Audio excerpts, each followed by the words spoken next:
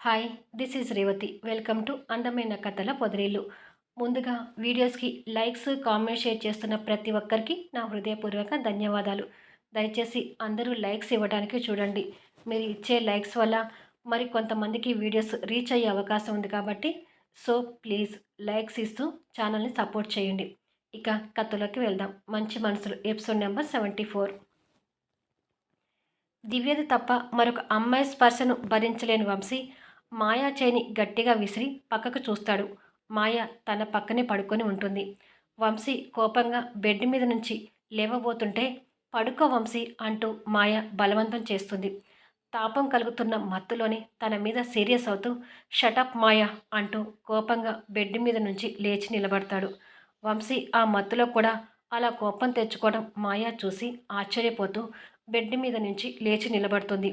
వంశీకి శరీరం అదుపు తప్పుతుంటే తన మీద అనుమానం పడుతూ ఎందుకు నాకు ఇలా అవుతుంది, ఏం చేశావు, డ్రింకులో డ్రగ్ ఏమైనా కలిపావా అని అడుగుతాడు అనుమానంగా చూస్తూ.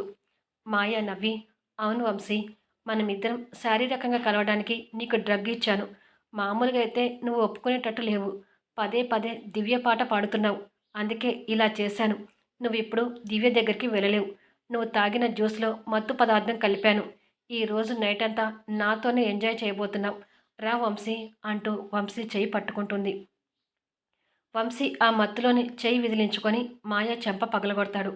ఆ పరిస్థితికి మాయ వంశీ వైపు కోపంగా చూస్తుంటుంది. నా మనసు కోరుకుంటుంది దివ్యని కాబట్టి నువ్వు ఎన్ని రకాలుగా డ్రగ్ ఇచ్చినా నేను నీకు లొంగను అంటూ తిడతాడు. ఆ తాపంలో కూడా వంశీ దివ్యని కోరుకోవడం చూసి మాయ ఇంకా ఆశ్చర్యపోతుంటుంది. వంశీ గుండె మీద చేయి పెట్టుకొని చెప్తూ ఇది దివ్య స్థానం అని నీకు ఆల్రెడీ చెప్పాను. దివ్యని ఇక్కడ పెట్టుకొని నిన్ను ఎలా తాకుతాననుకున్నావు అని అడుగుతాడు. ప్లీజ్ వంశీ, నువ్వు నాకు కావాలి అంటూ మాయ దగ్గరకు వచ్చి వంశీని హగ్ చేసుకోబోతుంటే తనది మరో చెంప కూడా పగలకొట్టి దూరం నెడతాడు. ఆ ఫోర్స్తో మాయ వెళ్ళి కింద పడుతుంది. కింద పడ్డ తనని కోపంగా చూస్తూ ఇంకొకసారి నన్ను తాకితే చంపేస్తాను అని కోపంగా వార్నింగ్ ఇచ్చి ఆ తాపాన్ని తట్టుకోలేనట్టుగా వెళ్ళిపోతాడు. అనుకున్నది జరగనందుకు మాయ నిరాశ చెందుతూ కోపంతో రగిలిపోతుంటుంది. ఫోన్లో చెప్పిన మాటల గురించి దివ్య ఆలోచిస్తూ అసలు వంశీ గారు ఏంటి ఏదో కొత్తగా మాట్లాడారు, ఆ మాటలకి అర్థం ఏంటి అని అనుకుంటూ వంశీ కోసం ఎదురు చూస్తుండగా డోర్ కాలింగ్ బెల్ వినిపిస్తుంది. వంశీ గారు వచ్చారట్టుంది అని అనుకొని నవ్వుతూ వెళ్ళి డోర్ ఓపెన్ చేస్తుంది. దివ్యని చూసిన ఆనందంలో ఉన్న వంశీ ఆ తాపంతోనే చిరునవ్వు నవ్వుతూ దివ్యని హక్ చేసుకుంటాడు. వంశీ సడన్గా అలా హక్ చేసుకోవడం చూసి దివ్య ఆశ్చర్యపోతుంటుంది. అసలే మత్తులో ఉన్న వంశీకి దివ్య జడలో ఉన్న మల్లెల పరిమళాలు ఇంకా మైమర్చేలా చేస్తుంటాయి. వంశీలో మార్పుని గమనిస్తున్న దివ్య డ్రింక్ చేసి వచ్చారనుకుంటాను అని అనుకొని పదండి వంశీ గారు అంటూ లోపలికి తీసుకెళ్తుంది. డైనింగ్ టేబుల్ దగ్గరికి తీసుకెళ్ళి కూర్చొని భోజనం వడ్డిస్తాను అంటుంది. నాకు వద్దు దివ్య అంటాడు. కొంచెం తినండి వంశీ గారు అంటుంది. వద్దు దివ్య, నాకు పడుకోవాలనిపిస్తుంది అంటాడు. కొంచెం తిని పడుకోండి అని అడుగుతుంది. అస్సలు వద్దు, నాకు బెడ్ మాత్రమే కావాలి అంటాడు ఆ డ్రగ్ మత్తుని కంట్రోల్ చేసుకోలేక. సరే వెళ్ళి పడుకోండి అని అంటుంది. అని వంశీ మెట్టెక్కి వెళ్ళబోతూ స్లిప్ అయ్యి కింద పడబోతుంటే వెంటనే దివ్య వచ్చి పట్టుకుంటుంది. వంశీ కూడా దివ్యని గట్టిగా పట్టుకొని తాపంతో చూస్తుంటాడు. మీరు రూమ్లోకి నేను తీసుకువెళ్తాను పదండి అని వంశీని పట్టుకొని రూమ్లోకి తీసుకెళ్తుంది. వంశీని బెడ్ మీద కూర్చోబెట్టి తొందరగా వస్తానని చెప్పి ఇంత లేటుగా వచ్చారేంటి అని అడుగుతుంది. మాయా దగ్గరికి వెళ్ళి వస్తున్నాను దివ్య అంటాడు తాపంతో తనని చూస్తూ. మాయా దగ్గరికా అనుకొని వంశీ షర్ట్ బటన్స్ ఊడిపోయింది చూసి మరోలా అర్థం చేసుకొని కాస్త ఇబ్బందిగా ఫీల్ అవుతూ సరే పడుకోండి నేను వెళ్తాను అంటూ వెళ్ళబోతుంటే వంశీ మత్తులో దివ్య పవిట కొంగ పట్టుకొని లాగుతాడు. దాంతో దివ్య వెనక్కి తిరిగి వంశీ ప్రవర్తనకు ఆశ్చర్యపోతూ పవిట కొంగని వంశీ చేతుల నుంచి వదిలించుకొని వంశీ వైపు అనుమానంగా చూస్తుంది. వంశీ దివ్య దగ్గరికి వచ్చి తనని హక్ చేసుకొని మల్లెల వాసన చూస్తూ ఆల్రెడీ దివ్య నడుము మీదకి చేరిన చేతులతో తన నడుము వంపుని తాపంతో గట్టిగా నొక్కుతాడు. ఈసారి దివ్యకి వంశీ స్పర్శలో అనుమానం కలిగి భయంతో వంశీని వదిలించుకొని కాస్త దూరంగా వచ్చి ఏంటి వంశీ గారు అంటుంది. డ్రగ్ ప్రభావంతో వంశీ ఫీలింగ్స్ ఫీక్స్లోకి వెళ్ళిపోయి ప్లీజ్ దివ్య, ఈరోజు ఆగలేను. ఈ ఒక్కసారి నాకు సహకరించు అంటాడు. ఆ మాటతో దివ్య గుండెలో భయం మొదలై, ఏం మాట్లాడుతున్నారు వంశీ గారు? ఎందుకు ఇలా ప్రవర్తిస్తున్నారు? అని ఫోన్లో చెప్పిన విషయాలు గుర్తు తెచ్చుకొని, దీని గురించేనా నాకు ఫోన్ చేసి మాట్లాడింది? నిజంగానే ఈరోజు మీ మాటలు కొత్తగానే ఉన్నాయి.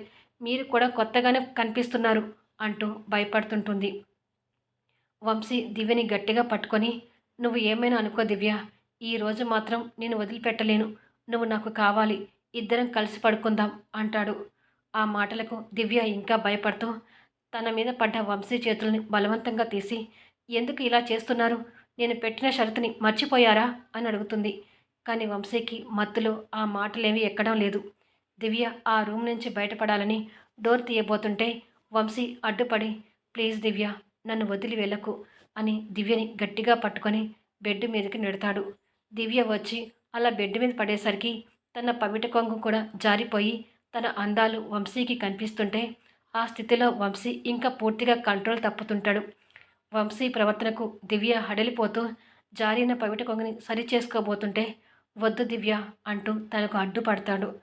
ప్లీజ్ వంశీ గారు, మీరేదో కొత్తగా ప్రవర్తిస్తున్నారు. నన్ను రూమ్లో నుంచి వెళ్ళనివ్వండి అంటుంది దివ్య. నో దివ్య, ఇవాళ నేను నిన్ను అస్సలు వదిలిపెట్టను అంటూ తనని బెడ్ మీదకి పూర్తిగా నెట్టేసి వంశీ తన మీద పడతాడు. ఆ పరిస్థితికి దివ్య చిగురుటాకులాగా వణికిపోతుంటే వంశీ ఆ తాపం మత్తులో తన మీద పడి దివ్యని బలాత్కారం చేయబోతుంటాడు. దివ్య ఏడుస్తూ వంశీ చెరల నుంచి బయటపడాలని చూస్తూ, నన్ను వదలండి వంశీ గారు అంటూ వంశీని ఎదుర్కోవాలని చూస్తుంది. లేదు దివ్య, ఇవాళ ఈ ఫీలింగ్స్ నేను కంట్రోల్ చేసుకోలేను అంటూ తన మీద పడి తన బట్టల్ని చెరపాలని చూస్తుంటాడు. వద్దు వంశీ గారు అని దివ్య ఏడుస్తూ అడ్డుపడుతుంటుంది. ఆ పెనుగులాటలో వంశీ గోర్లు దివ్య మెడ మీద ముఖం మీద గీసుకుపోతుంటాయి. దివ్య ఏడుస్తూ, మీకు పుణ్యం ఉంటుంది, నన్ను వదలండి వంశీ గారు, మీరు నా షరత్కి ఒప్పుకునే కదా నన్ను పెళ్లి చేసుకుంది, ఇప్పుడు ఇచ్చిన మాట తప్పబోతున్నారు ఎందుకు? అలా మాట తప్పకూడదు అంటూ వంశీ చెర నుంచి తన మానాన్ని కాపాడుకోవాలని శత విధాలుగా ప్రయత్నం చేస్తుంటుంది. చివరికి దివ్య తన బలమంతా ఉపయోగించి కోపం ద్వేషంతో వంశీని గట్టిగా పక్కకు నెట్టి తనకు అందుబాటులో ఉన్న వాష్రూంలోకి వెళ్ళి డోర్ పెట్టుకుంటుంది. వంశీ వాష్రూమ్ డోర్ కొడుతూ, డోర్ తీ దివ్య, ఈ ఒక్కసారి నా మాట విను అని అంటుంటాడు. వంశీ ప్రవర్తనకు దివ్య దుఃఖం కట్టలు తెచ్చుకొని వంశీ మాట తప్పబోయినందుకు వాష్రూంలో కూర్చొని భరించలేనట్టుగా ఏడుస్తుంటుంది. వంశీ దివ్యని అలా పిలిచి కొద్దిసేపటికి మత్తులో అక్కడే కింద పడుకొని పోతాడు. తెల్లారి 6 గంటలవుతుంది. వంశీ మేలుకుంటూ నిదానంగా కళ్ళు తెరుస్తాడు. లేచి కూర్చొని మత్తు ప్రభావంతో బరువెక్కి ఉన్న తలను విసురుకొని ఫ్లోర్ మీద పడుకోవడం చూసుకున్నాడు. దాంతో రాత్రి దివ్యతో ప్రవర్తించిందంతా గుర్తుకు రాగానే మై గాడ్ అంటూ భయపడుతూ దివ్య అంటూ లేచి నిలబడి దివ్య అని పిలుస్తూ వాష్రూమ్ డోర్ తీస్తాడు. దివ్య లోపల కనిపించదు. కంగారు పడుతూ దివ్య అని పిలుస్తూ మెట్లు దిగి కిందికి వచ్చి ఇల్లంతా వెతుకుతుంటాడు. కానీ దివ్య ఎక్కడా కనిపించదు. తను కనిపించకపోయేసరికి వంశీకి టెన్షన్ పెరుగుతుంటుంది. ఇంతలో రాజమ్మ ఎదురై, దివ్య ఎక్కడైనా కనిపించిందా రాజమ్మ అని ఆతృతగా అడుగుతాడు. లేదు సార్, నాకు ఎక్కడా కనిపించలేదు అంటుంది. దాంతో వంశీ కంగారు పడుతూనే బయటికి వెళ్ళి గార్డెన్లో చూసి అక్కడ కూడా లేదని కన్ఫర్మ్ చేసుకొని తిరిగి రూమ్లోకి వచ్చి ఫోన్ తీసుకొని చెమటలు పట్టిన ముఖాన్ని తుడుచుకుంటూ దివ్యకి ఫోన్ చేస్తుంటాడు. పక్కనే ఉన్న దివ్య ఫోన్ రింగ్ అవుతుంటుంది. ఆ ఫోన్ వైపు చూసుకుంటూ, ఫోన్ ఇక్కడే ఉంది, దివ్య ఎక్కడికి వెళ్ళినట్టు? ఆవేశంలో ఏదైనా అఘాయిత్యం చేసుకోదు కదా అని అనుకొని ఇంకా టెన్షన్ పడుతూ బయటికి వెళ్ళి కారు తీస్తుంటాడు. వంశీ ఫోన్కి రఘు దగ్గర నుంచి ఫోన్ కాల్ వస్తుంటుంది. వంశీ ఆ టెన్షన్లో రఘు ఫోన్ కట్ చేసి కాల్ స్టార్ట్ చేస్తుంటాడు. మళ్ళీ రఘు దగ్గర నుంచి కాల్ వస్తుంటుంది. వంశీ కాస్త చిరాకు పడుతూ ఫోన్ లిఫ్ట్ చేసి, నేను తర్వాత కాల్ చేస్తాను రఘు అని ఫోన్ కట్ చేయబోతుండగా, దివ్య మా ఇంట్లోనే ఉంది వంశీ అనే సమాధానం రఘు నుంచి వస్తుంది. ఆ మాట వినగానే వంశీకి ప్రాణం లేచి వచ్చినట్టుగా అయి కొంచెం ప్రశాంతంగా స్టీరింగ్ మీదకు వాలుతాడు.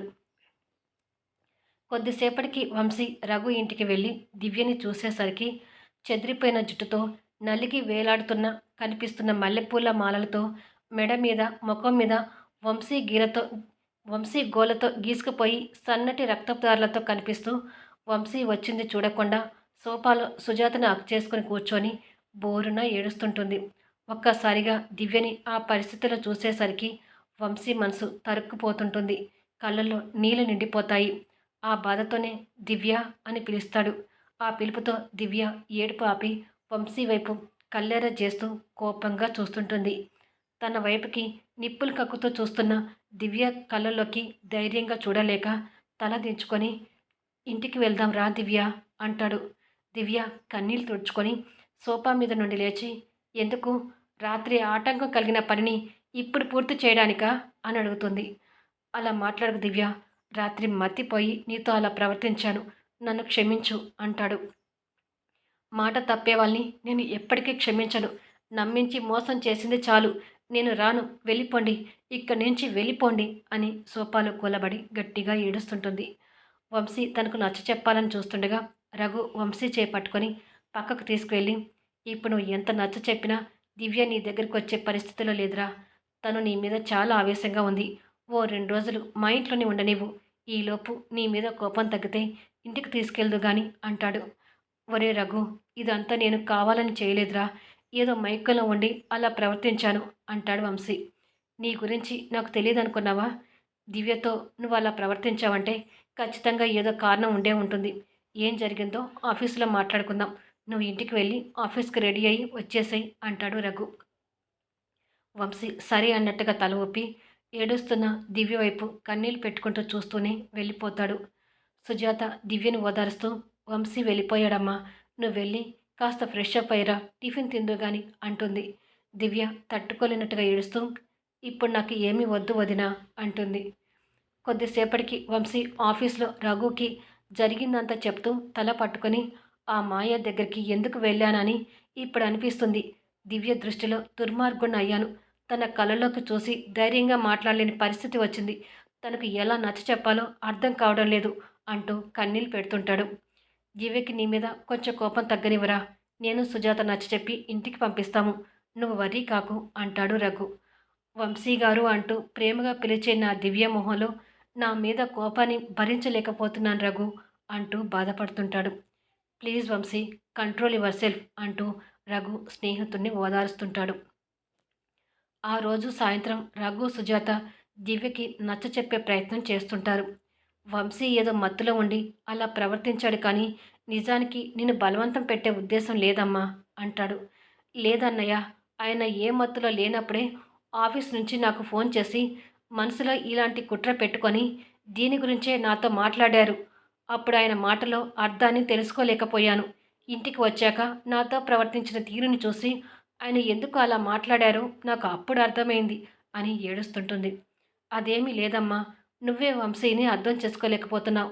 అసలు వంశీ ఇప్పుడు పూర్తిగా మారిపోయాడని చెప్పబోతుండగా రఘు అంటూ వంశీ వచ్చి అడ్డుపడతాడు. దివ్య వంశీ వైపు కోపంగా చూసి తల తిప్పుకుంటుంది. దివ్య ప్రవర్తనకు బాధపడుతూనే రఘు వైపు చూస్తూ చెప్పొద్దు అన్నట్టుగా వంశీ తలను అడ్డంగా ఊపుతాడు. రఘుకి అర్థమై మౌనంగా ఉంటాడు. వంశీ దివ్య దగ్గరికి వచ్చి ఓ కవర్ ఇస్తూ నీ ట్యాబ్లెట్స్ ఇచ్చిపోదామని వచ్చాను దివ్య అంటాడు. నా ఆరోగ్య విషయంలో జాగ్రత్తగా ఉంటానని, టైంకి ట్యాబ్లెట్స్ వేసుకుంటానని మీకు మాట ఇచ్చాను. మీలాగా ఈ దివ్య మాట తప్పే మనిషి కాదు. మాట ఇచ్చానంటే ప్రాణాలకు తెగించైనా కట్టుబడి ఉంటాను. ఈ ట్యాబ్లెట్స్ ఉదయమే ఇక్కడ తెప్పించుకొని వేసుకున్నాను అంటుంది కోపంగా చూస్తూ. నువ్వు ఉన్న ఆవేశంలో టాబ్లెట్స్ వేసుకోవడం మర్చిపోయావేమోనని తీసుకొచ్చాను అంటాడు వంశీ. అంత ఈజీగా నేను ఏదీ మర్చిపోను. అది టాబ్లెట్స్ కావచ్చు, రాత్రి మీరు చేసిన దుర్మార్గపు పనైనా కావచ్చు అంటుంది వంశీ వైపు కోపంగా చూస్తూ. నీ కోపం ఇంకా తగ్గలేదని అర్థమవుతుంది. సరే, రాత్రంతా నిద్ర లేకుండా ఉన్నావు, వెళ్ళి భోజనం చేసి పడుకో అని చెప్పి వెళ్ళిపోతాడు. మరుసటి రోజు ఉదయం 6 గంటలు అవుతుంటుంది. వంశీ కాస్త కంగారుగా రఘు ఇంటి ముందు కారు ఆపి బయట ఉన్న రఘుని చూసి దివ్య లేచిందా రఘు అంటాడు. లేచింది, లోపల ఉంది అంటాడు. వంశీ లోపలికి వెళ్ళి సోఫాలో దిగాలుగా కూర్చున్న దివ్యని చూసి దివ్య అమ్మ ఇంటికి వస్తుందంట, ఇక్కడి రైల్వే స్టేషన్లో ఉన్నానని ఫోన్ చేసింది అంటాడు. అది విని దివ్య నిర్ఘాంతపోతుంటుంది. ఇప్పటి వరకు మన మధ్య ఎన్ని ఉన్నా అమ్మ నాన్నలకు తెలియనివ్వలేదు. ఇప్పుడు అమ్మ వచ్చేసరికి నువ్వు మన ఇంట్లో లేకపోతే అమ్మ యుద్ధమే చేస్తుంది. నా మాట విని ఇంటికి వెళ్ళు.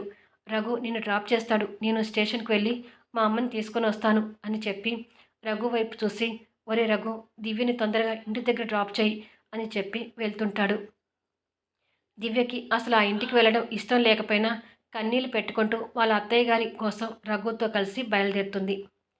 ఇదండి ఈ ఎపిసోడ్. ఛానల్ నుంచి వెళ్ళిపోయే ముందు దయచేసి లైక్ చేయండి, కామెంట్ షేర్ చేయండి, సబ్స్క్రైబ్ చేసుకొని బెల్ ఐకాన్ ప్రెస్ చేసి ఛానల్ షేర్ చేస్తూ సపోర్ట్ చేయండి ప్లీజ్. మళ్ళీ నెక్స్ట్ ఎపిసోడ్లో కలుద్దాం.